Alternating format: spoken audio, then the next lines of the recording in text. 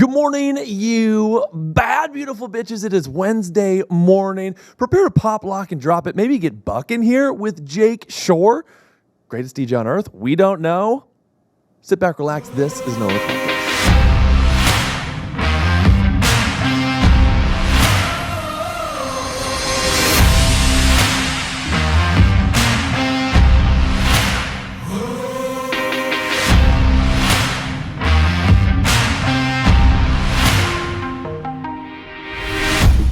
You're a go-to in my sense, because like for music, I feel like the biggest thing now is like it's really hard to promote your music without being so selly, right?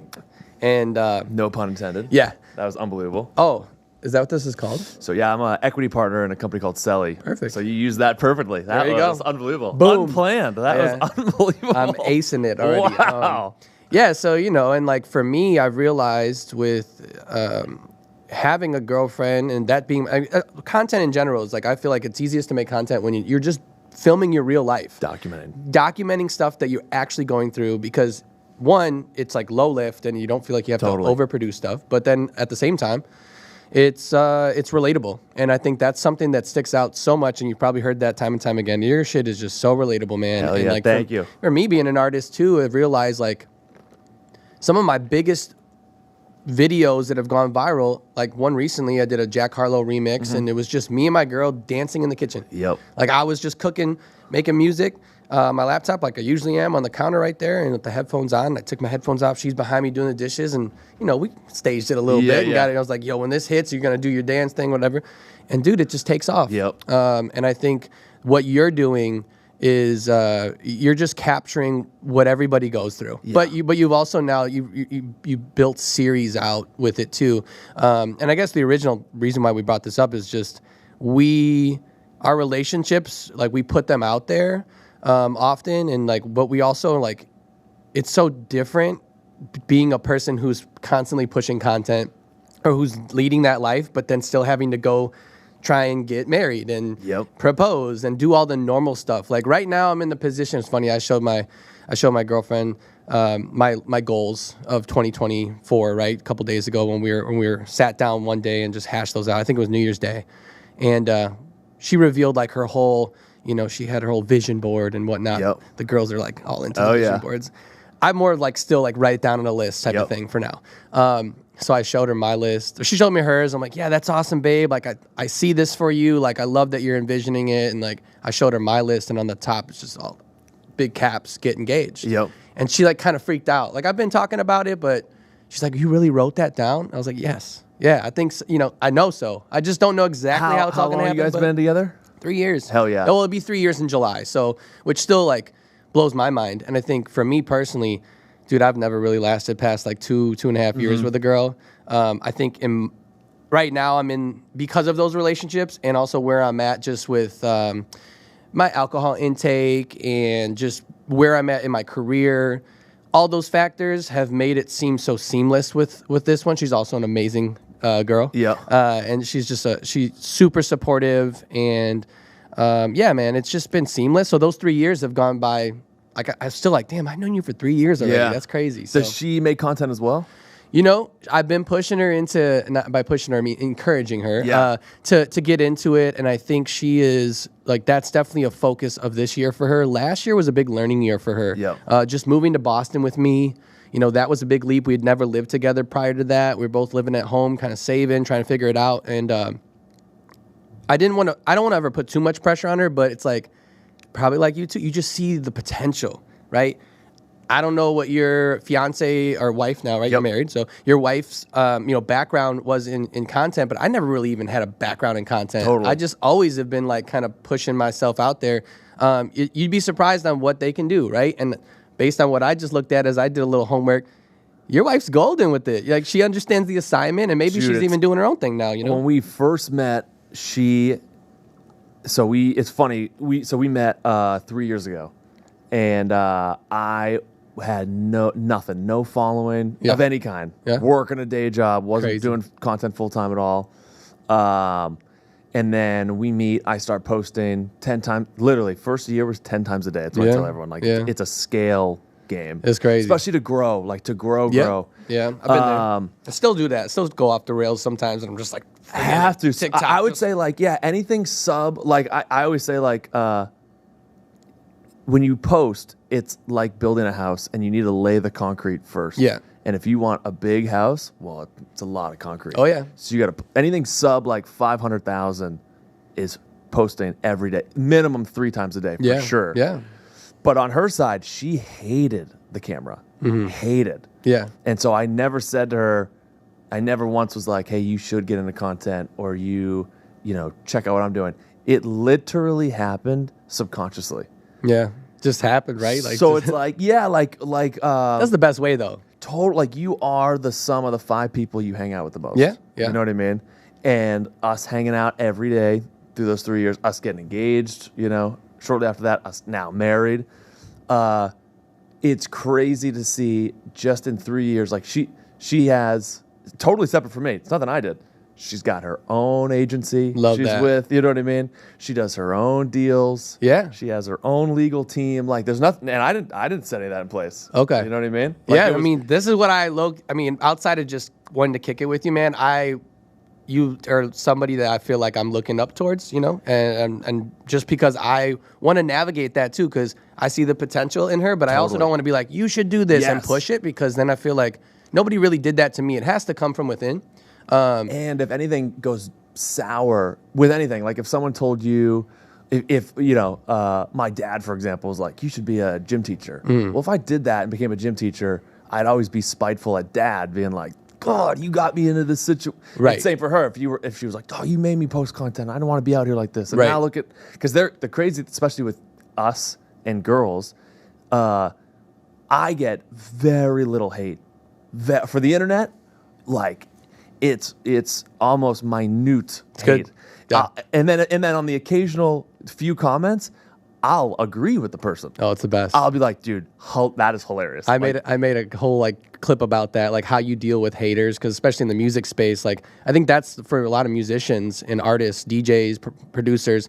There's a huge gap right now of the ones who just make music, who are really good at content and do both, and obviously that's kind of really taken off for me and helped a lot of other people. But one of the biggest reasons why a lot of the guys don't make content is because they're worried about the hate. And then guys is one thing, but once you get girls involved, the girl on girl hate is another. Crazy. So back to like, if you can't even tell your lady like, hey, you should do this. It's got to happen. Or naturally, she's got to see what you're doing and be like, oh yeah, I want that. And that's what's happened. I feel like I've noticed that. To be honest with you, last year, and not even to like put her out like that, but last year was the first year she did like a vision board. I think like really like, because I always talk to her about how I honestly I was a school teacher for like 8 years, and I went to go get my master's in administration to be a principal, and that first like master's class you take is all about, especially in leadership, is like how to be a leader. You got to have a vision, have a plan, execute. And I'm like, well, I could just apply this to like, I don't know, for some reason it seems so simple, but it opened my eyes to everything. So like I very much stick to that throughout my whole life since. And that was something I've always preached to her. It's like, you got to have a vision of what you want first before you can ever accomplish it. So like last year was the first year she brought up that vision board, and dude, I was like so impressed. I was like, you get it. Like this is the beginning right now. So I think she's learning subconsciously, and just like you said, she's around me all the time. She's seen what I've been able to accomplish since I've been with her, and what it's starting to bring back now. Like now I don't teach, I don't work outside of my music. It's like I wake up every day and do me, and it's like, you know, who doesn't want that? Dude, if your next DJ set doesn't start with you in a suit and like a skull cap as a principal with like the national anthem playing, you know? Class bell rings. Yes, I see school children that drop the beat. I definitely want, first of all, I want to always try and find a way to give back and educate in the educational field in some way, shape, or form. I definitely, you know, still try and stay in contact with some of the people I worked with and things like that. But I know that that's one thing for me, and maybe you find this easy or hard too, but I try and bring my past life back around into my content when I can, because so many times I get these, you know, you hit these viral moments, or you hit these moments where like, it seems like followers are just coming in, right? and they may only know you from the dancing video I just posted a month ago, but have no idea that I was a third grade teacher just 2 years ago, that I've done this. So I'm always trying to bring that stuff back in there, but trying to do it like so that it makes sense in a way. If you look at, I always call it, if you start looking at yourself like a cable news company. Yeah. Like they have the morning news, and that's their first segment of the day. So for me, that's like legitimately the morning wake up alarms. Yeah. And then they'll have like their, maybe it's like a QVC. They bring in a guest who's cooking on the news segment, and they're showing the new pots and pans for sale. Yeah. And then at night, they have like the murder mysteries. Okay. And sports. It's also sports. That's a good way to put it. So you have four. So even just in watching what other, and it could be news, or even take maybe something that applies more to us. Take MTV. MTV has, ridiculousness. They have. That's all they have. Jersey Shore. You know what I mean? Yeah. Like, so if you, I'll send you mine. I made a content wheel, like a legit wheel. Oh, okay. On This Canva. is new.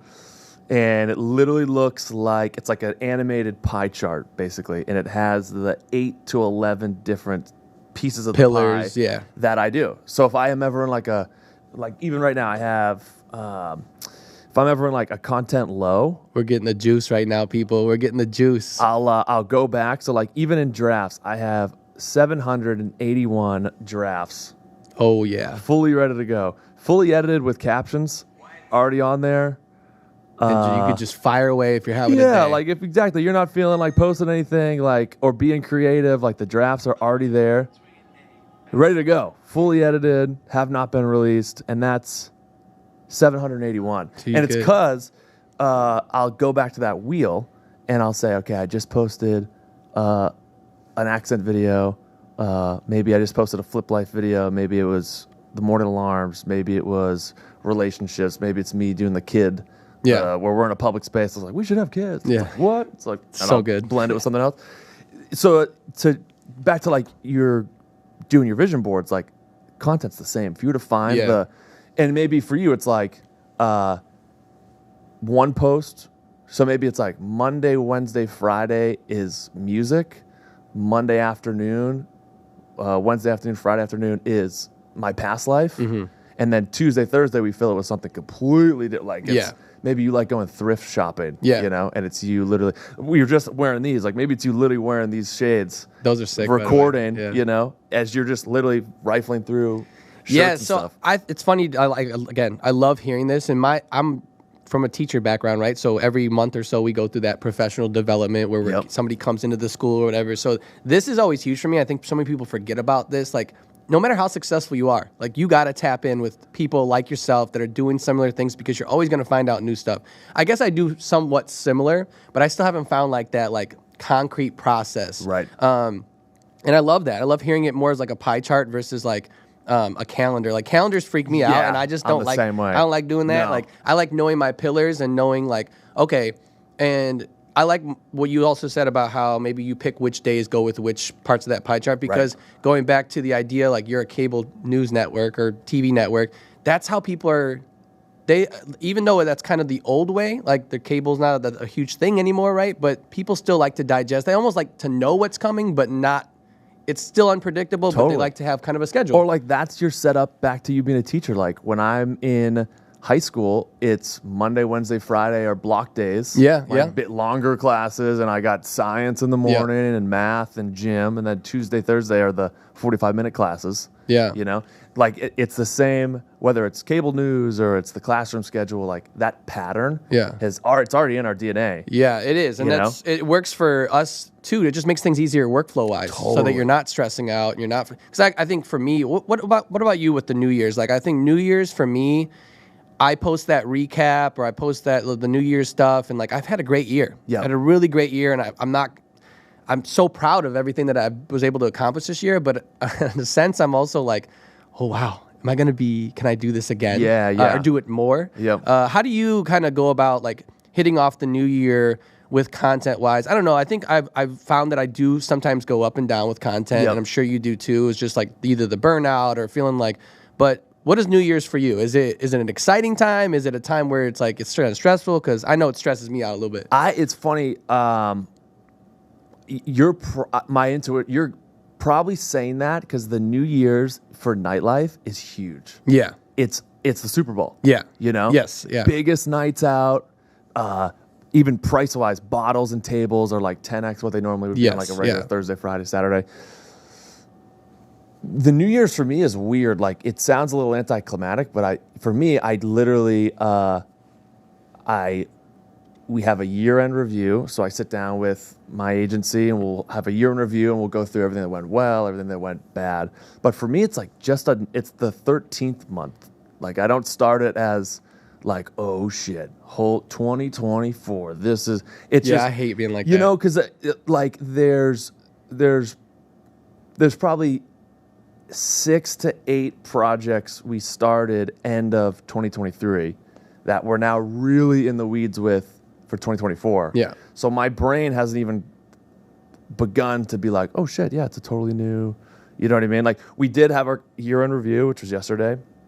We looked back, we saw everything we did, and then today at 2 we have our 2024 layout. So maybe it'll hit then, but like I've been noticing the last couple years, it's like so for me, I always go back to the audience. Almost, it's weird as I'm speaking out loud. How a DJ thinks to how someone on social thinks is almost the same. Like with my content, I go based off what the crowd likes. Yeah. What's my comment section saying? What's my almost like when you're playing a song and like, you know, a third of the room stops dancing, you might mix in something else real fast and spice it up, you know? See, I forget about these things, honestly, though. Like, I think it's all them. The more you like, dude, I heard the other day, family is an acronym, which is forget about me, I love you. Mm-hmm. So if you take that to your content, I'm nothing special. Yeah. What do you guys want to see? Yeah. What do you guys like? What videos have gone viral? What's the retention rate? Yeah, that's some of the things I was talking to my team about yesterday. Is like I really want to dive into like what really worked well this past year, and what I just kind of dial things in. I think that's the pressure I felt just recently over the New Year's, because I remember last year New Year's I felt the same way. I was like, it's nothing new. It's just we're continuing on what I've been doing. Totally. And I guess I still feel that way. Maybe because I didn't DJ this year on New Year's. I kind of like took a break and just kind of watched everything unfold from the outside. And so I don't know what it was, but I've learned that those moments of doubt, which we all have, some people may think guys like me and you don't have that because of what we portray out to the real world. We do, right? Totally. I've learned to kind of just almost keep swimming, right? And just kind of like bounce with them. And I know that because I love this so much and what I do, I kind of just trust in that. But I also think there's a lot of power in dialing things in and using what has worked to push forward and just kind of wrap it all in. And I think that's something where I'm at in my content. Totally. Career, because I've only really been pushing content, I'd say for about 2.5 years, 3 years. Yep. Like it was so funny, like right when I put in my years or my leave of absence from teaching in 2022, I think. Like a month later in April, I was still teaching. I had the rest of that year to go. I started pushing TikToks. That's kind of when I like really started taking content seriously. Right. So, I mean, I think we're around, you said 3 years, 4 years. Yep. So I think I'm just a little bit behind you, and maybe that's the info I needed, is just like how you kind of look at the 100%, the organization piece of it. Yeah, that's it. It's like I vividly remember downloading TikTok 3 years ago as a joke and being like, "That's stupid." Yeah. And then, but I always loved media. Like I was the guy doing the morning news in high school. Okay. Like me and all my idiot buddies. Natural. We're trying to make it the most inappropriate morning news show, but not that the teachers know, the inside jokes that the whole school knows. So we were doing that. So then when TikTok came out, it's back to the 10 a day, like, and it's the advice I give anyone starting out. Even, who actually took this advice and crushed? Gary V, back to just tie it to you for music. Gary V gave Russ, and he said, put out one song a day for a year, 365 songs a day. Yeah, I remember that.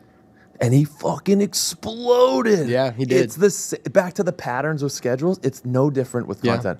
It's a volume game. For sure. And analyze, not just like, oh, let me put out a video and post it and it's going to get 2 likes.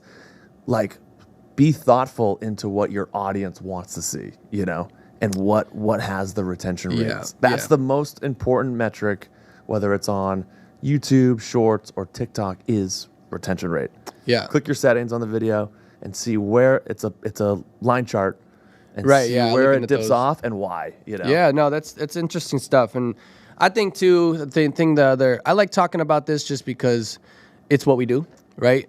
But at the same time, I think there's a whole underside of it. Like there's the posting side of it, the concrete side of it, but there's the side that we're talking about now, kind of like what all goes behind it and why does it work and why is it working for us versus maybe not some other people. And I know for me, anybody that's watching this that knows who I am or follows me, like I've felt that, like the people that are watching want to know, how are you doing this? Totally. You know, how are you doing this at this volume?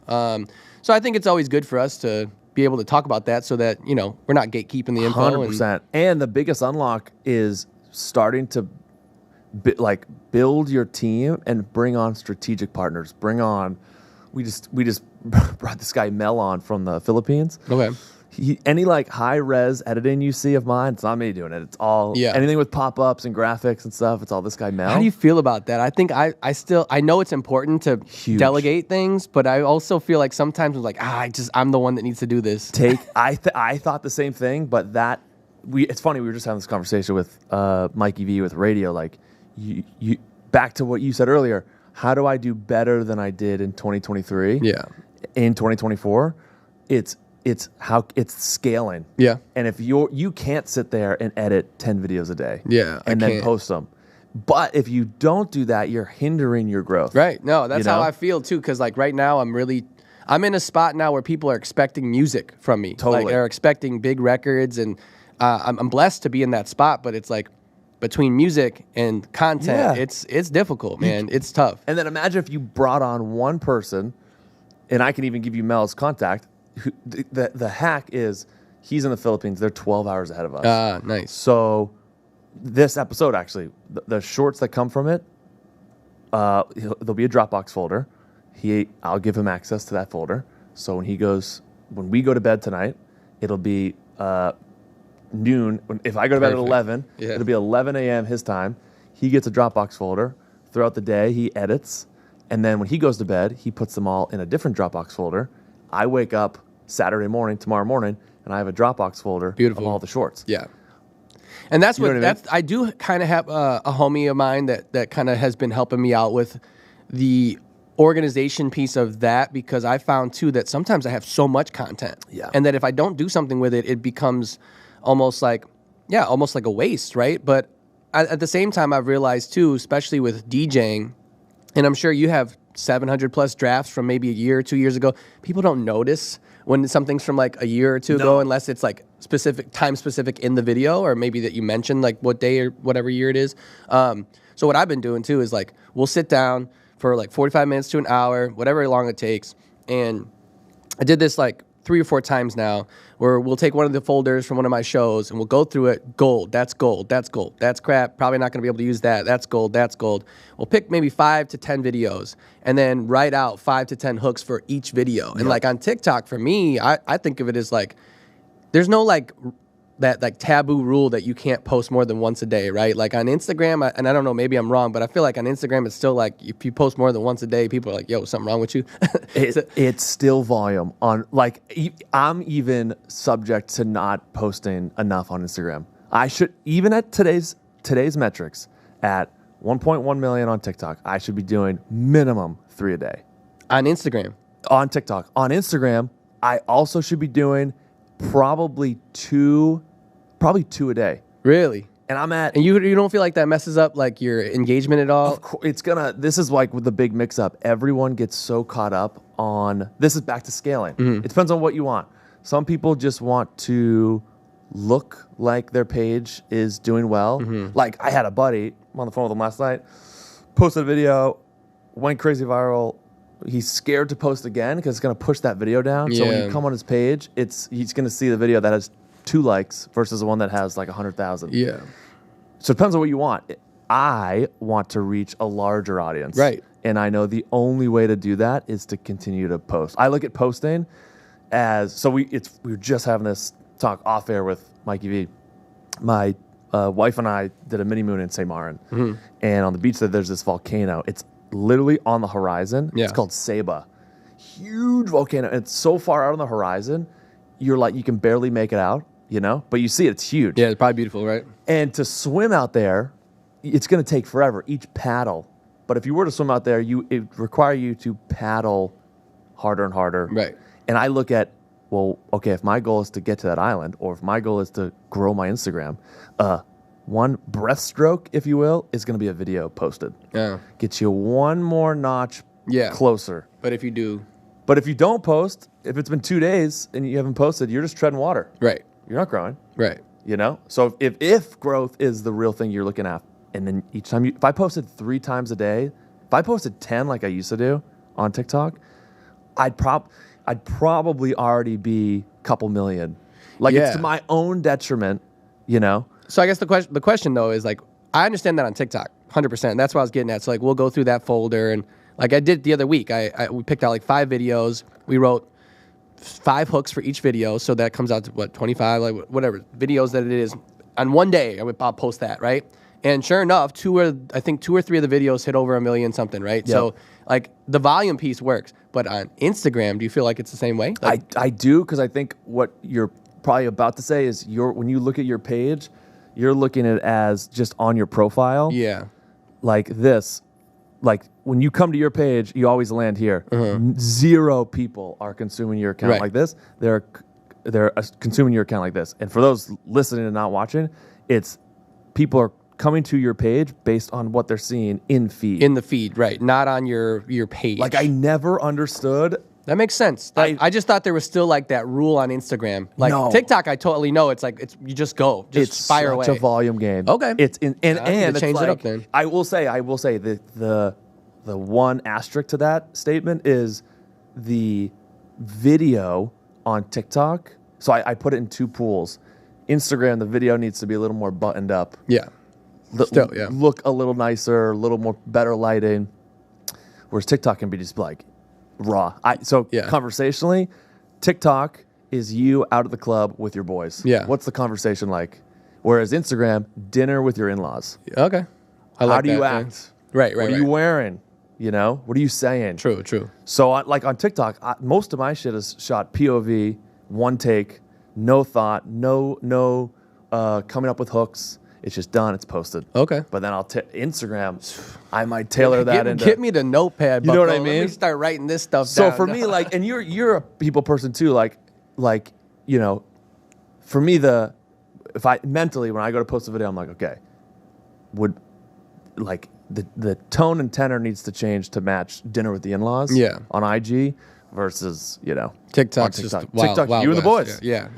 And not literally you and the boys is all the content is, but like you and your girl. Right. It can be funny. It can be loose. It can be light. And I find myself doing that a lot too. I think for me, it's a little, maybe not. Maybe I'm just making up an excuse, but I think what you have that's nice is, again, it's really surrounded around your whole life. You are, totally. I mean, I am the brand, but you are also the brand. But in the sense, I always have to kind of bring it back to music. Yeah. Because that is what I'm trying to push at the end of the day. And it's funny because in my realm, there's still a lot of people that I felt like, especially this past year, mainly in the last 6 months, like I really had to convince people that I'm not just a content guy. Yep. That I make music. So like I've shifted a lot of my content in the past 3 to 6 months. I built out one of those pieces of the pie chart to be primarily how I make music. Yep. What does that look like in the studio? And it's funny because it's worked. And so like, I always look at it as like, what's the question that your audience is asking? What do they want to see? And I kind of knew, nobody that came out to me and said, you need to prove yourself as an artist more than just content. But I know. Totally. I knew. And it's funny when I started posting those now, in the last month or 2, I finally got some of those labels that those dream labels hit me up. Some of those big artists hit me up because that was the last piece of their pie that they needed to see from me. So I think it's just, man, we can talk content for days. And that's, part of this is I love learning from you, bro. And I think, outside of this, would love to continue to touch base with you on that. But I just love everything that you're doing right now, Thank you, man. And like, I'm really trying to feed that. Because at the end of the day, like I said, like people don't want to feel like I'm selling them on my song. Don't want to be too selly. There it is. But, dude, the 2024, the way to sell in 2024 is forever the soft sell. Yeah. You know? Yeah. 100%. Like here's a curveball for you for music. True story. Guinness, like the actual beer, wasn't. This is decades and decades and decades ago. Wasn't selling enough beer, so they started a book called Guinness Book of World Records. I had no idea that was the story behind that. That's crazy. Is that crazy? Yeah. And subconscious total. This is the conversation I have with. I'll tell you off brand a couple brands recently that we're having these talks with.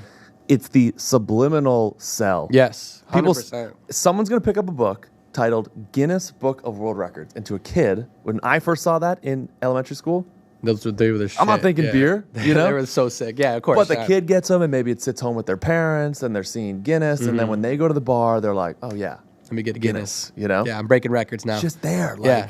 No, that makes sense. That's what I've been trying to do more and more often, too. I saw a really cool, again, referencing somebody else's content. There was a girl just sitting in her car, and first thing was like millennials versus Gen Z, and she talks about this whole scenario where she went to a store, tried to buy something at the store. It was like a clothing store, and the 15-year-old cash register, the person at the cash register was like, oh, can we get an email? And she said like blah blah blah at hotmail.com, and the girl looked at her sideways, and she's like, oh, we can't find that. And she's like, okay, what about blah blah blah at AOL.com? It led into the millennial was like, this little girl was giving me crap because she didn't know those emails and called me an old person. And then I noticed she had a Nirvana shirt on, and she was like, so she said, okay, well, I'm going to ask her, I'm going to see do you even know a song from Nirvana or whatever? And I took it as like, okay, wait, I can recreate this. And instead of a Nirvana shirt, I got a remix of an old Akon song, Get Buck in Here. Oh, yeah, I'll have to play you some stuff, bro. But that's how I'm like, I want to take that video, kind of do the same thing, but lead it into the Get Buck in Here. Totally. But that's the subliminal sell, right? It's like, it doesn't start off like, listen to my song. No. Right? Because that shit just doesn't work anymore, there's a guy, I got to send it to you on TikTok. He's a DJ. All he does is POV, the bride and groom are big fans of the Polar Express. And it'll be this banger song. Yeah.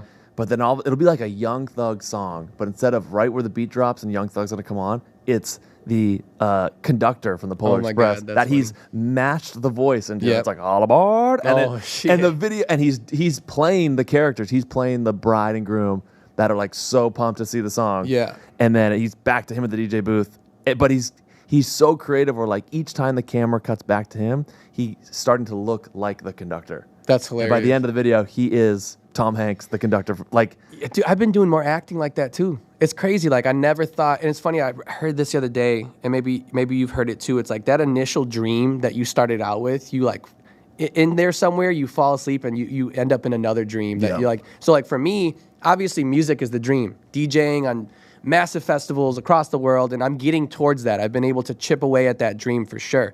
But I'm finding myself doing more acting, and when you start doing something else subconsciously, it starts bringing that to the table, right? So brand deals, and I've met some actors recently, become friends with James Kennedy from that show. I love that. What's the show? I'm losing it right now. Hurley, we need to jump on Google. What's the... Vanderpump. Vanderpump Rules. I was totally blanking. Sorry. What a guy. Hurley's so sharp. It's amazing. This is why you need a Hurley, bro. Totally. For real. So I love that show, but that's also how I've been looking at like music and content is like you are a show. Like simple as that, right? Literally. And but I find myself acting more and more, and I think that's why I've been able to do so much in the music space, because I've been able to pair it with the content and the storytelling, right? And it's just what do you want to do? Like what's a career goal? So kind of like I just mentioned, I think for me, having several hit records over the next 5 to 10 years that really changed the game, and also traveling the world, just being financially set with music, which I am more now than I was 2 years ago, which is great. Obviously, I feel like there's a lot more to go. Eventually, you know, I want to segue that into creating my own label and giving back. Like, I think that's the educator in me. Like, I always want to be able to give back and not gatekeep and help the next guy up. Right. And kind of find talent. But like I said, I feel like it's also starting to segue into this thing I never thought before, where I find myself acting more and more. And who knows where that's going to lead to? Totally. You know, I might end up running a podcast. I might end up doing a talk show or whatever it may be. And, you know, if that's what is in the cards, I'm with it. Yeah. Because at the end of the day, as long as I'm doing something that makes me happy, it's never going to be work. Right. And I'm sure you live by that code too. But I think what people struggle with is how do you get there, right? 100%. So, Dude, maybe that's a new part of your content. It's literally back to the Russ thing. It's legit a song a day. Like who the throat goat, in my opinion, is in country music right now? What's a normal, what would say, someone drops an album. What's the normal amount of songs on an album? in dance music or just in general? Just like any... I think it's crazy. I feel like any album that's been dropped lately has been like 20, 30 songs. Which is wild. You know who's doing that? He's about to drop another one, but Morgan Wallen has GOAT. 36 songs on an album. Whereas, like, I remember, like, if you bought American Idiot Green Day, that's 12 songs on an album. You know what I mean? The Carter... Now 8. What a great...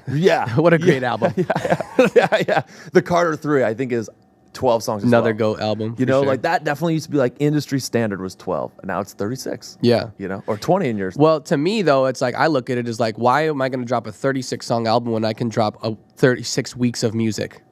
You know what I mean? Dude, and like, exactly. Like that's how I look at it, and it could be right, could be wrong. I do like the I think with Morgan too, like obviously he's got a massive fan base and following that's going to listen to all 36 songs for the next 6 months until he drops another one. I don't know, especially in dance music, it's just a little bit more like hit and go, and you know, you may have it's weird. Like I think the song that I probably changed my whole, I guess, made me a little bit more legit in the DJ world and just like the dance world was hectic. Definitely is not my most streamed song. Right. But it is lived for, Hurley can attest to it, it's lived for 6, 7, 8 months. I released it last March. Yep. So almost a year now, more than 6, 7, 8 months. And that's the music I'm focusing on now because I think for the longest time, I've only been producing for 2, 3 years as well. Right. So for the longest time, I was just trying to figure it out. Like, I'm just trying to figure out how to make music. And like, now I feel like I finally hit my stride and hit my sound. I'm not even going for like the most streamed song. I'm going for a song that every other DJ, that Hurley's going to play, that Fisher's going to play. Yep. That's the music that I'm trying to make now. And so I think it's interesting when you have the conversation between albums and singles. I think from a content perspective, I would rather do 36 weeks of new music singles versus dropping a 36-song album. Right. But to each their own. Yeah. You brought up something that I kind of want to shift a little bit here, if it's cool with you, Please. because I'm interested in this. We're talking about music. You brought up the Carter 3. Give me some of your like Mount Rushmore albums Lil of your Wayne. life. Or just like, rappers or whatever. I told artists. Hurley 9:30 p.m. on my wedding. Once that time hits, Hit me. Wayne. That's it. I love it. Okay, That's cool. it. So, not to put you out here, but how about this? When did you graduate high school? So I'm 28, so I graduated 2013. Okay, so I'm 30. Yep. 31, I guess now technically. So we're in the same wheelhouse. Yep. So Wayne, obviously that changed our lives, right? LimeWire days. And you know why, Wayne? This will throw you for a loop. Okay. It's Wayne because, at least in my very short vocabulary of music, Wayne's a rapper. Oh, he's the best rapper alive. He also put out a rock album. Yeah, he did. He went that way. I think those are the GOAT artists that can do that. Like Diplo. Diplo's been able to do that too. Creative, like It's crazy. And like take that back to like not back to the content, but like we were just saying this too on the last pod, to not blockbuster yourself. I think my biggest fear is getting blockbustered. Yeah. Which you're like pigeonholing yourself. Do you know the story with Blockbuster? Oh, like legit Blockbuster. I know what you mean now. Okay, yeah. So like Netflix started and they were valued at, I think it was 50 million. And to Blockbuster at the time, that was nothing. Right. And they came to Netflix, the CEO of Netflix comes to Blockbuster and says, would you like to buy my streaming company? We're valued at 50 million. And he got laughed out of the room. Right. And that made him so pissed. And Netflix used to be the little red box. Remember that? Wasn't that the same thing? Dude, but even before that, Netflix was just CDs in the mail. Yeah. You'd get your little queue. But it's crazy. Blockbuster, the brand with all the money, didn't believe in streaming. Right. Which is just evolution. Yeah. You know? That's where a lot of people fail. And so like to take it back to music, like you have to find a way to innovate. Back to Russ. I think Russ is in a problem now where he sounds the same on every song. Yep. Yeah. Take Drake. Bro, Drake was in Degrassi in a wheelchair. Was like basically that like bald. Yeah. He went from And now look at where he's like, look at the evolution of Drake is the evolution of Drake is like the what do you call them? The apes to humans. Yeah. You know what I mean? Yeah. Because he looks different year over year over year. And his music sounds different. That's a really funny, it's funny you brought that up because it was something else I was going to ask about is just like keeping up. 100%. I think the way you continue to be successful is how well you can keep up. And man, do I miss teaching for that because I had these 3rd to 5th graders that were always hitting me with like the slang. I knew the slang. Yeah. I knew what was in. I knew what was out, bro. I'll never forget. I remember this is like my first year teaching. So 2015, and I was teaching 5th graders, and I remember them telling me like, Mr. Pete, Facebook is out. That's for old people. And at the time, Facebook was still kind of like a thing. Yep. And I remember my last year teaching, which was a couple years ago, the kids were like, Instagram's weird. Yep. And I'm like, what? Like, what do you mean Instagram's weird? But you have to know those things. And I feel like I'm a little edged now out of it because I'm not like in with my students. But yeah, that is a huge piece of it. So like, and it'll happen with TikTok. Like my mom's on TikTok. That's what I'm so scared of. Like, what's next? Well, that's the thing. How could it even get better? That's where it gets like even more, I think like I really think we'll live somewhere in here. We're not at VR yet. But oh man, we're about to get there, dude. It's happening. I listen. What podcast do you listen to? Big Jocko guy. Actually met Jocko right here. He's my background. Dope. Screensaver. Yeah. Okay, I like Jocko. I've only heard him through Joe. I'm a big Joe Rogan fan. I'm kind of in the Joe Rogan family tree, so that sent me to Theo. Yes. Sent me down the road to the Nelk Boys eventually. I don't think they ever been on Joe. Maybe they were, but I ended up hearing the Nelk Boys, and then I heard Patrick Bet David. Yes. Dude. Legend. I'm just to throw it out there, I'm not super political, but I do appreciate when somebody brings on different people and doesn't keep it one-sided. And he brings in all sorts of people that he agrees with and people he doesn't. But why I asked too is I asked just podcast-wise, just so kind of like if I bring something up, you know kind of what we're talking about. What did you say before that, though? I forgot. Evolution of Drake. No, we were saying keeping up with TikTok, keeping up with the VR? AI. We started to talk about AI. Okay, yeah. That, dude, I've seen some crazy shit lately, man. I've seen some really crazy shit. And like, I'll say kind of Joe Rogan just said this yesterday on his podcast. And like, I don't want to sound like that crazy guy, but dude, I feel like this is like the babies that were born yesterday. That's like the last generations of like straight up humans. I think we're moving ourselves out. I think we're building the next thing that is going to be. It's scary, bro. Oh, 100%. But like, I always go back to patterns. People said the same thing when Elvis started shaking his hips. Yep. They were like, society's There's no over. Way. There's no way. Never going to happen. And now, like, look at the shit Miley Cyrus has done at the VMAs. Like, it is child's play compared to Elvis shaking his hips. Like, this, it is, to your point, unfortunately, it is just a matter of time. Evolution. It's a matter of time. And like, the deep fakes. Like, eventually, one of us is going to get deep faked out and we're going to be put on saying something and it wasn't even us because it's gotten that good now. I saw a commercial. I forgot what it was, like what they were promoting, but it was a completely AI generated commercial with people. Dude, I couldn't tell you that it was AI generated at all, which is so, in a lot of ways, of course, people are going to be like, oh my God, that's so scary. And obviously it is, but in a lot of ways too, there could be so many good things by it, right? It's going to be a tool to scale. And that's what I'm trying to, that's one of my goals for 2024 is. Do you use AI currently at all? Do you use chat? Not enough. Yeah. Not enough, man. And maybe that's the next question for you too is like, are you using AI as well? Dude, and like, what do you use? Almost every day. What should I be using? So check this out. Do you use, this is just like very basic, very simple. Use ChatGPT at all? I know what ChatGPT is. I think I have like a bogus version of it. I think I don't have like the actual one. Because do you pay for it? So I do not. The subscription, the pro version is $20 a month. But on here, like if you ever wanted to this guy create Chatbox AI, not the same thing, right? Yeah, no, you should get chat. So ChatGPT was the first open face AI, and it can do fucking like if you wanted to. Do you sell merch? Yeah, I'm starting to. Yeah. Do you need a website for that? I'm just doing it. Actually, I'm running it through a website. I'm doing it through Printful and all that stuff, but then it's based on my website right now. So I'll do code a website to Jesus sell. That's crazy. How many pieces of merch do you have? Like 15 right now. This is like basic items. SKUs. And I'll have you click the little up arrow just because you can feel it vibrate. So all I typed into there was code a website to sell 15 SKUs. What SKUs? SKU is individual items. See, I'm learning things this whole time here. So if you hit enter, Whoa, feel it in your hand. Yeah, bro. It's So- coming out with all the code right now. You would take that to Wix or to Shopify, and you would just right-click, copy that code in, and you're done. You don't need to pay editors anymore. Like, bro, that shit is so powerful. Yeah, that's what I'm saying. Like, I'm a bit like we talked about keeping up, right? It's like you could sit here and say, "Oh, AI is going to be the end." Like, yeah, maybe a long time from now, whatever, it could be not good for us. But right now, I need to figure out how I can get this to Dude, work for AI me. Drake was almost better than Drake. It was. And then what does That's that the do to thing. music? Yeah, dude, that's like a whole nother. I know what I think mean? I think that scares me because I think what's going to happen. The AI like voices is one thing, but you talk about a point where it gets to you can type in, I would like a full album of Morgan Wallen Drake songs.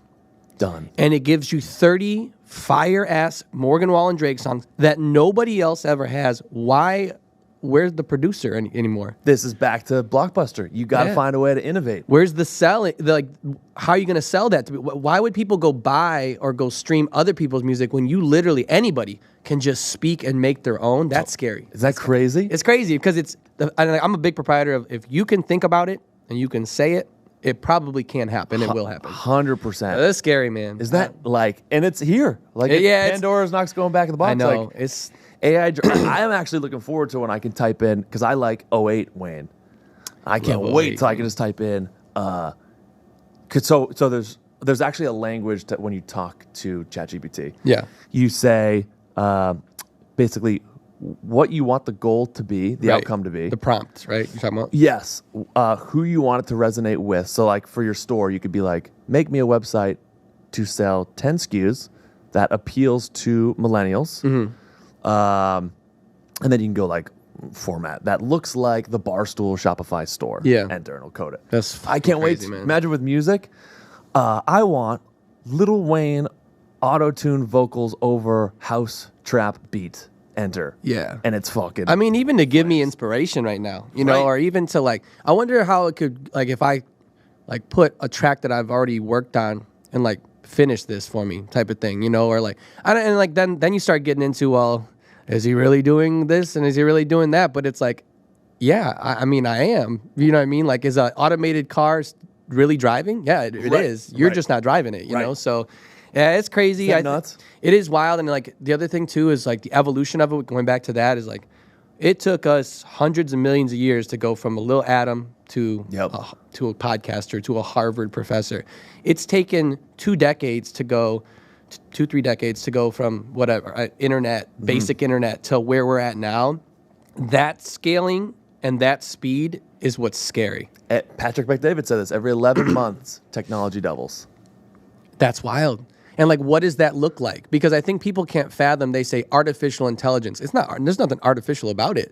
It's just a different thing that isn't in a biological vessel. Like, you know what I mean? It's like something that we haven't even can think of. Well, so it's like it's bonkers. If you listen to Elon Musk talk about it, we know how, and this is very like, you know, tinfoil hatty, but Elon Musk was on Rogan yeah.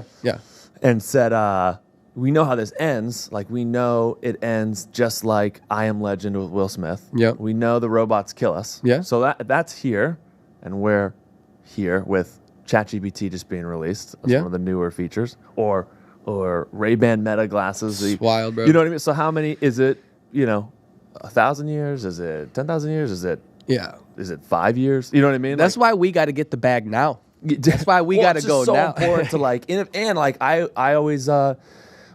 It's so funny, the crossover from our last podcast. This, like, it's so important to like in investing, they say to diversify. Yeah. So whether that's stocks, bonds, and mutual funds, but even more importantly, like, how can you put the money you're making now into assets that are totally weatherproof? Yeah. You know? So like, Yeah, man. multifamily homes. Everyone's going to need a place to live. Everybody, you yeah. know? Maybe that's section. I have actually, he was one of the first guests we had on here, Eric Spofford. He does only Section 8 homes and does thousands of Section 8 homes. Yeah. And you know? people got to live. AI can't live in a home. That's true. So like when you lose your job as a DJ and when I lose my job on TikTok because they don't need me anymore. Yeah. Jesus. Where have you put your money in the few years we have to do that until that's done? That things are now paying you. That's where my head goes long term. Like you have to diversify. If you get a bag from performing, or it's got to go into what. Maybe now it goes into editors and agents and stuff. But where can it go to pay you? Yeah. Your future wife, your future kids. Yeah, those are things, again, going back to what we talked about first. Like, for me, it's always going to be family first. Totally. And it's a huge piece of it. And you can tell that it shines through for you as well because you put it out there. So I kind of feel like I know that about you. But, yeah, those are things that I think maybe that's the stress I've been feeling, too, because I feel like this is a year for me where I need to really start thinking about that because I am finally at the point where I'm actually making a living off of what I'm doing. Right. And it can't just be like, all right, now I'm doing it. Well, what am I doing with it, right? And how can I sustain it so that when my goal, too, is like if I do really, really well, and let's say I become this household name as far as a musician or whatever and an artist, I don't feel like I'm going to, this may change, right? But I don't want to get trapped into a 30-year career of touring and not being around and not raising my kid. Like, I honestly want to do it like, who did it really well? There was B.O.B. So random, but he did it so well. He popped off, and then you didn't hear about him. Right. But he obviously probably made great money.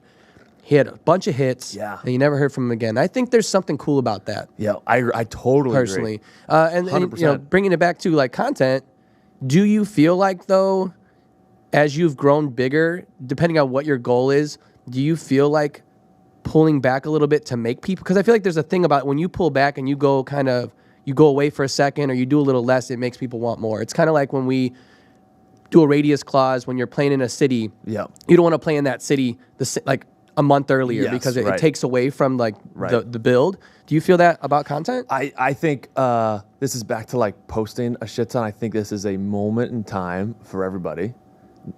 Even like it's crazy. Even like every career, even as an athlete, average career of an NFL player is 3 years. Yeah. We only focus on Tom Brady, who played 1,000 years. Average career is 3 years in the NFL. TikTok's way longer than that. TikTok's been around for 3 years. Yeah, true. Content will be around for forever. The device in which we film and take in content will change. Yeah. But yeah, dude, that's definitely where even folks at the top of their game, like take Kyle from Full Send. Yeah. Has openly talked about he doesn't want to be 45, running around like they do now and asking people to buy things. And, like I definitely think there's a certain level, but I think everyone feels that, like there's a certain level of like longevity. So that's why it's so important. I love that you lift Patrick McDavid's amazing. Gary Vee's another guy I listen to a ton. I know Gary Vee. I haven't listened to him enough, like actually, but obviously I've heard of him. I know who he is. There's a lot of guys I'll text you after this, a lot of investor they'll just get your brain thinking like back to football players, average career is 3 years. 85% of those players will go bankrupt. Yeah. Because, and this is crazy. So easy for the nightlife scene to get caught up into because someone gets paid a bag and what do? They go get the Cullinan. Yep. They go get the mink coat. Yeah. They go get a crazy watch. Like, don't let this watch happens. confuse you. Like, this is a gift from me from a guy, House Wale. That's a nice who watch. made this. You know what I mean? Like, it's on me. Don't get confused. Right. You know what I mean? Like, it's so important to take the bag and how do you put it into assets that'll pay you. Yeah, and for the first time in my life, I didn't come from money. Yep. Blue collar family. My dad's still working. Electrician. My mom's still working. Yep. So for me, like I never even had that money. So like it is really a big stepping stone year for me to really like meet people like you that are in the similar field and are doing stuff like that and like learning from people. Like that's another goal that I had on my 2024 list is like really start to understand what can I do with my money to make sure that it starts working for me and that I'm setting myself up. Because I don't want to do all this and then 4 years from now be like, I ain't got nothing to show for it. My wife, my future wife won't be my wife at that point, So. Or like when I was always I love him to death, but I was always confused when Wayne came back and toured and did House of Blues here. Yeah. Whenever that was last summer. I was like, why is he? And then here so I listened to Apple Music does a podcast with Wayne. Oh, okay. And he has different guests on. He had 2 Chainz on. and they were actually talking about the same thing we're talking about. Do you know 2 Chainz makes more money from the land and property he owns than he will ever make in music? That's crazy. And so he said that to Wayne, who I thought they were boys since the song Duffelbag Boys came out. Great song, by the way. Wayne's like, you did what? Yeah. He's like, yeah, this whole time I'd get paid, and I bought all these. So he bought like all these multifamily homes. He's got 700 acres in Atlanta that he subdivided out to different families. That's crazy. He owns a strip club. I'll bring in some cash. But imagine this, like everyone's so confused of the game, like, oh, I'm gonna go out to a club, or in 2 Chainz' thing, Wayne's gonna go to a strip club, and 2 Chainz is like, I'm gonna own one. this thing.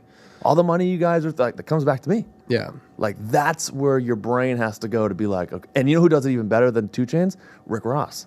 Oh yeah, I heard about Rick Ross. His estates are crazy. Has the largest estate, I believe, in all of. I believe it's the entire East Coast. It's a and then he's got zoos that he owns, and he also has adult entertainment stores that he owns, and he's got nightclubs that he owns. That's wild, man. Man, it's crazy. Yeah, no, it's definitely all things I definitely need to think about, and I am thinking about it. I think that's the step with most people who, just some advice from me, and you probably agree, is like, half the battle is just starting to think about these things. 100%. Because once you start to think about them, or then you start to write them down and you start to plan them, it's crazy how those start to become like a goal and a focus. You've been dropping a lot of names, so I know that you going through your page and seeing who you've met, and I've had a pleasure to meet at least a lot of people in my sphere of music. Who's some cool people that you've met that you've either learned from, or that you were just like, holy shit, who is this? Dude, we had Gary Vee on the podcast. Right, yes, I saw that. And we went to his office to do that, and that just to be able to build a relationship with that guy. Like, it's a dude. When I graduated, I had $60K student loan debt. I saw this. Yes, I saw this post. This is sick. And just like very similar upbringings, like working class family. Let me go to our message here. And every day in college, I'd listen to this guy, Gary. And then to now flash forward, now being able to like we this is just IG DMs, just going back and forth. Just casual. That's great. Videos getting sent. There was one that like blew me away, which was where was it? Yeah, look at this. November 14th. Just checking in. Love that. Just out of like that's so blue. Important. Like that, and like I'd also to do that for yourself to somebody else too. Like that, I feel like not many people understand how important that is. Totally. Like the check-in, like, yo, how you doing? It's not transactional. I don't need anything from you. Yeah. I legit want to know, like, how are you doing? Right. I've definitely not, I guess, on the same scale as Gary Vee, but Fisher. I don't know if you know Fisher. He's one of the biggest, I think, house music artists in the game for a lot of reasons, but he's done a really good job of just, he's able to be in with the underground scene, but also be, what he looks like. He's very out there. He has that commercial aspect to him as well. He had been playing my song, Hectic, for like the whole year. And, just seeing that and like playing it like it's his own, he's playing it in every set. And I finally got a chance to meet him. And I was so scared to like walk up to him backstage at this show in Arizona, and he was, being bombarded by a bunch of people. I hate being that guy. And my dude that was next to me was like, dude, you've earned the right to go say what's up to him. So he kind of peeled off, started walking the stage, and I was like, yo, Fish. And he's like, what's up, mate? He's from Australia. I was like, you know the song Hectic? He's like, oh my God, it's you. So I was like, what's good? And he was so dope. Yeah. And since then, we've, he, I think took like 4 years for him and his wife to finally get pregnant and have a baby, and little things like messaging him just like straight up like, dude, happy new year, congrats on this. I know that you've it's been a long run.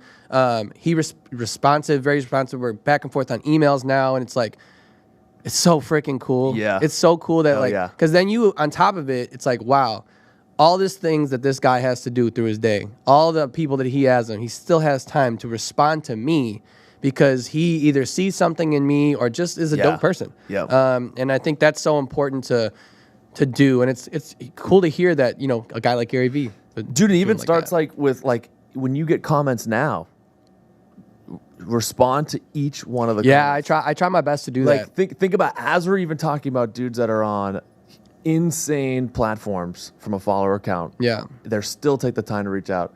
But then like someone will get 4 comments and they won't respond to the 4 people. Yeah. It blows my mind. Yeah. You know what I mean?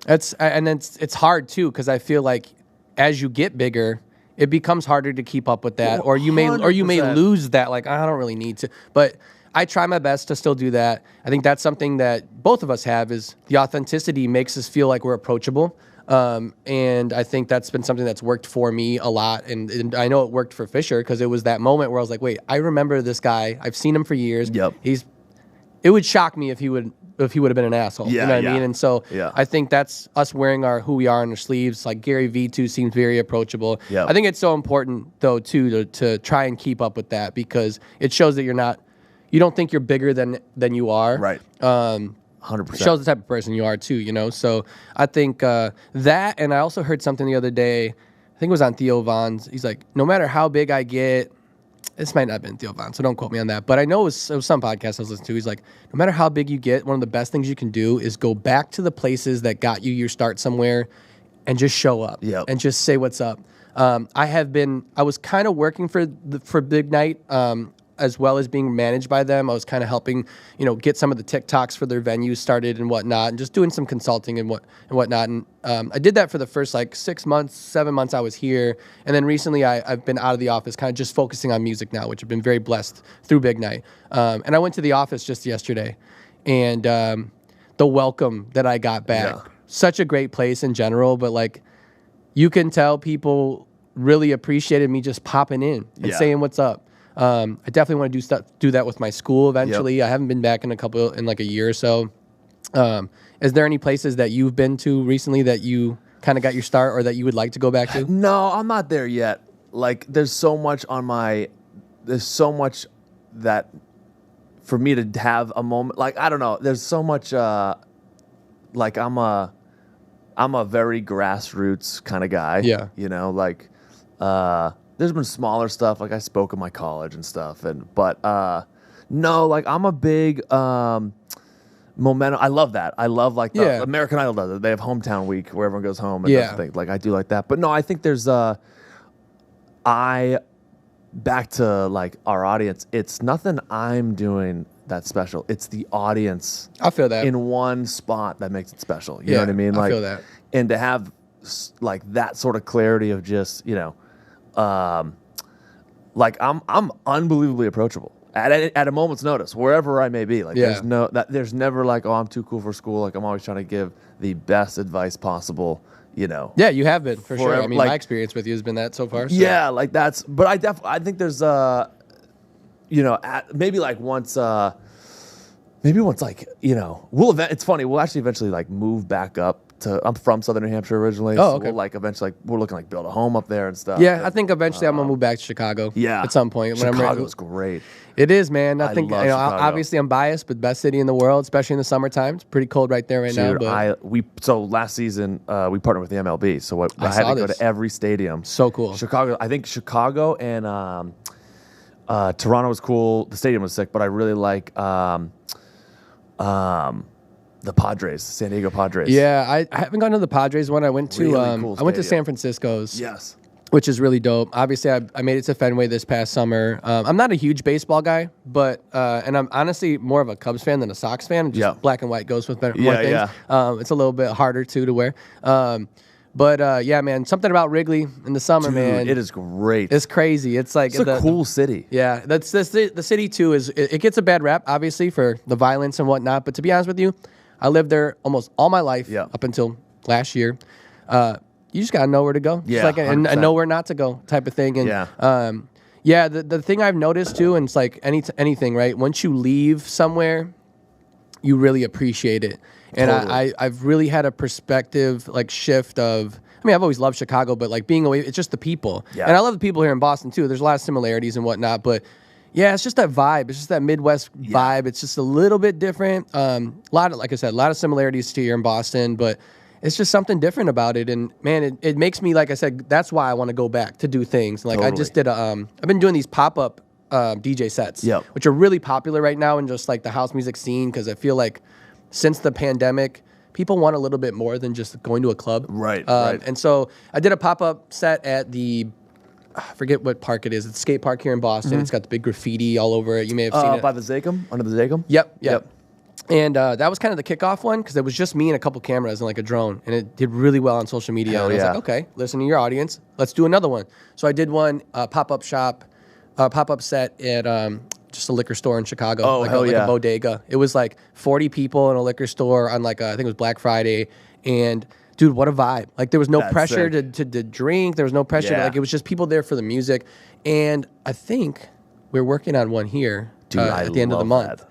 Right behind us in the card vault. Oh, hell yeah. So nothing's set in stone yet. Yeah. I mean, it's obviously work in progress. So, but it'll Dude, that could be another pillar of your content right there. that's what I'm thinking. And that's You know? what, right now, I think over the past year, I've built so many pillars. Yeah. Some of them have really worked. A lot of them have worked. And then, of course, there's some like kind of flops or whatever. But that's what I mean is like, I have the pillars for sure. Right. It's now like I need to start devoting myself to that Totally. idea of like, okay, this is where I'm at. Maybe I have a day or two, or maybe like a day where I do try something new. Because I'm really big into that too, is like trying new content, A-Bing it. Totally. But that's what, hearing that from you, now I'm like, for sure, I need to make sure that I'm sticking to these pillars so 100%. that people, the audience, grows accustomed to like, Monday, Jake's going to post this type of shit. Right. You know what I mean? Yeah, So- you're your own MTV. And don't be scared too. Like you might post something and it's gonna flop. Yeah. And then some people will post something and it flops and they go, I'm never doing that again. Yeah. You want to hear some crazy stat?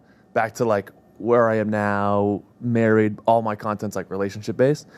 When I first got started, 3 years ago, I was single. When I was posting 10 videos a day on TikTok, built up a very small following. Like it was maybe at, I think it was like 80,000, and then a little while later it was like 100,000, 150, and at 150,000 followers, I get in a relationship and I post Ashley, my now wife, for the first time. I post her. It's on TikTok. Video's still there. Actually, I never took it down. I wake up the next morning. I lost 80,000 followers by posting her. What? And look at That's where we are crazy. now. Look at where it is. Yeah. 1 million plus. It's all her and I. Yeah. So imagine like if I remember calling, I have a twin sister. I called her. I was like, and to build 150,000 followers for God, me, this is like a nightmare. For me, I was like so pissed. 10 videos a day, mind you. You know, No, to that's build it work, up. bro. That's crazy work. And you because it's all single content. Yeah. And then you lose 80,000 followers. I could have in that moment been like, yep, never posting her again. Yeah. But I kept posting. Yeah, and you then just keep grinding, keep post swimming. number 2, same deal. I remember I think it was like 1,200. It was a lot less. Oh my God. And I was like, it's going down. It's still going down. And then now, look, like I'm always fascinated with how many posts does it take to turn the ship Yeah. to then go in the right direction Yeah. and scale. And like it took probably 40 pieces of content. It was losing followers each post. Losing. Oop, no one's really watching the videos. Still relationship content. Oh, that one got 10,000 views. 2 more followers, thank God. And then continuing to Damn. post. And now look at where we are. Like each one, I think even on TikTok in the last It's crazy numbers, man. in the last You're doing crazy.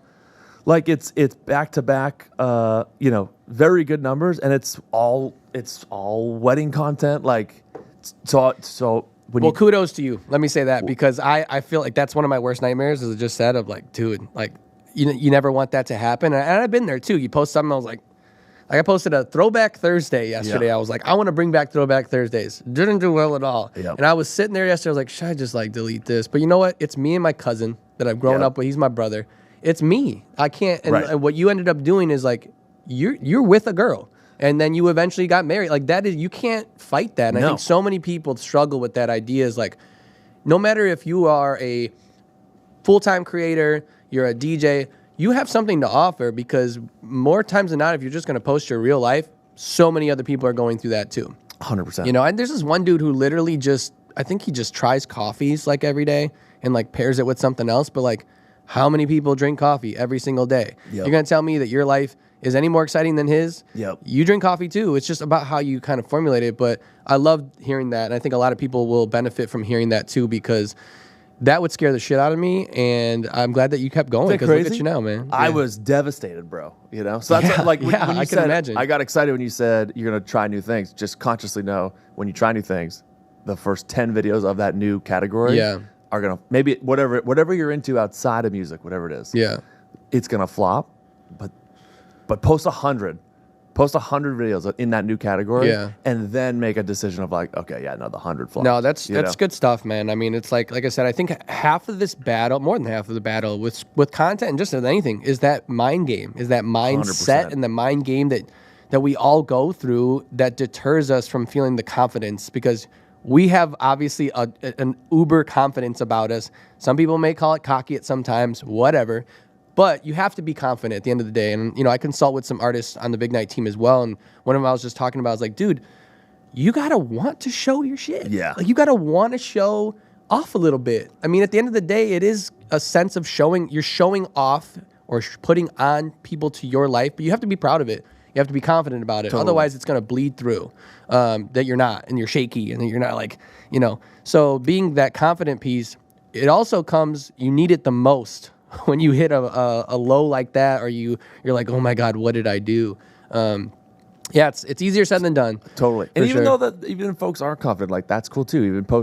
Even posting your more insecure, intimate moments. Oh yeah. That'll like, it depends on what you want. If it's going viral, if you were to post a video today of you crying, I guarantee you it's 100,000 views minimum. Crazy. It's crazy how that works. So like, I don't get it. I always say, like, confidence is great, yes, but even more important is like, if you are whatever your authentic self. Yeah, the is, realness. The realness is the most important thing. Yeah, and like, I think, yeah, that's gonna send you into the right places too. Because I think the worst thing too sometimes is you post something that's not yourself. It goes viral. You love that, but now you're viral for something that you don't even. you get stuck in it. Yeah, I had that dude. That's we had, scary. I'll leave his name out of it, but he's was stuck in a niche that he hated, and but the numbers were there. Yeah. You know, and I was like, dude, like, so the niche he was in was twofold. It was going viral, every video guaranteed, but of the content style, it wasn't bringing in any new opportunities. Brands weren't looking at that being like, yes. Yeah. And then I told him my story, dude. Like, when I first got started, when I first got Georgina, my agent, I was only really posting morning alarms, these hyper energetic videos, Which are great. and if it wasn't a brand like a Celsius or Dunkin' Donuts, I had no at bat with the brand. Right. You know, Bounty paper towels has no use for a guy that just screams into his phone. Right. Back to the pillars thing. So now I have the 8 things I do. So morning alarms, we just did one with Factor Nutrition. They don't want a morning alarm. Right. You but know? you have these other things that they can. Right. But you have Celsius. We just did we're working with Celsius currently. They don't like the morning alarms. They don't like all the relationship stuff, but they like the Boston accent stuff. Yeah, which is great. So Your shit's so good, man. We posted like you'll have something to offer someone, you know. Yeah, So that's a good so point. Back to diversify. dude. That's like the crazy. name of the diversifying. We're lit. Yeah, man. I mean, it's wild. I mean, it's also this has been very. You've confirmed a lot of things for me more than anything. I mean, I've obviously learned a lot already. Dude, here to help whenever. yeah, dude. However I can assist. That's super. That's mad love. I appreciate that. I think we need more people like you. Like, I feel like I have a lot of the same mindsets too. Like, just the being able to not gatekeep. I mean, our time is precious, but at the same time, you understand like the cyclical and how it works when you give back to people that are working and they're doing the thing that they need to do. So where I want to make sure we plug you up. Where can everyone find you online? Where any shows people can find you at, and or like how shameless plug away. Plug it up. Here it goes. I'll bring out the power strip. Here comes the plugs. So you can find me at It's Jake Shore on Instagram and TikTok. You can find me at just Jake Shore on Spotify, Apple, all the streaming services. I got a big record coming out with DJ Susan. He's a good friend of mine. He's a big DJ out from the San Diego area. He's the man. Very similar to us. Big vibes, big energy. We got a track coming out. It's kind of a rendition of Get Buck in Here. Oh, hell yeah. So we clubbed it up, and it's a ripper. It bangs. Nice. And so that's coming out at the end of the month. So be on the lookout for that via Hood Politics, which is his label. Yep. And got a couple other big releases coming out the year, but you can find me on the road. We're gonna be posting up the new tour schedule pretty soon, I would assume, because we just locked in a bunch of different dates. Nice. But first date tonight, actually. Oh, no way! I don't know when this will be, pushed out, but January 5th is today, right? So I'll be playing the Grand. Let's go! Yeah, headlining Hell the Grand. yeah! So don't know what you're doing, but if you want to come Dude, too. the last time I was at the Grand, Hurley knows this story well, was when Hurley was DJing the Grand, and I'm not a club guy per se. Yeah. And I went out with her. We did the DJ club night, the dinner before and all that. The whole thing. And I went out with Hurley, and we had a time. Yeah, Hurley's man. He knows what's up. Hurley's best. So that's like most recent. That's literally tonight, which is cool. But I got a couple spring break shows out in Cancun. Nice. I'm going to be playing in Boulder at the end of the month. I'm going to be playing in Orange County with Nico and Sway at the beginning of February. And then out to D.C. Looks like we have another couple Miami dates and Atlantic City. So things are coming up. I think, like I said, if you follow me on any of those social media outlets, and even Spotify is now good with putting out the dates. Yeah. You can find me there. Would love to have anybody that wants to come and dance. It's a dance factory every time. Hell yeah. So I love it. yeah, I'd love to have you out too. 100%. Whenever you guys can. 100%. No pressure, but that's when you get to see the real deal. I think, and that just happened to me, like the whole proving myself outside of being a content guy. I was playing a show in LA that was very, it's a built-in through some pretty big name labels / promotions, Space Yacht, Insomniac are some of the bigger ones in the game. And I did a hidden playlist or a hidden secret lineup for them out in LA. Oh, hell yeah. Crushed the set, and a couple of guys that ran it. I usually get a, dude, you killed it, or dude, that was awesome. They both looked at me, two separate dudes. I get it now. Yeah. We get it. Yeah. And like that's a huge compliment, because I added that little piece that they were missing, showed it to them through my performing, you know what I mean? Hell yeah. Yeah, man, you got to come see the real deal. I love it, dude. Jake Shore, thank you so much, man.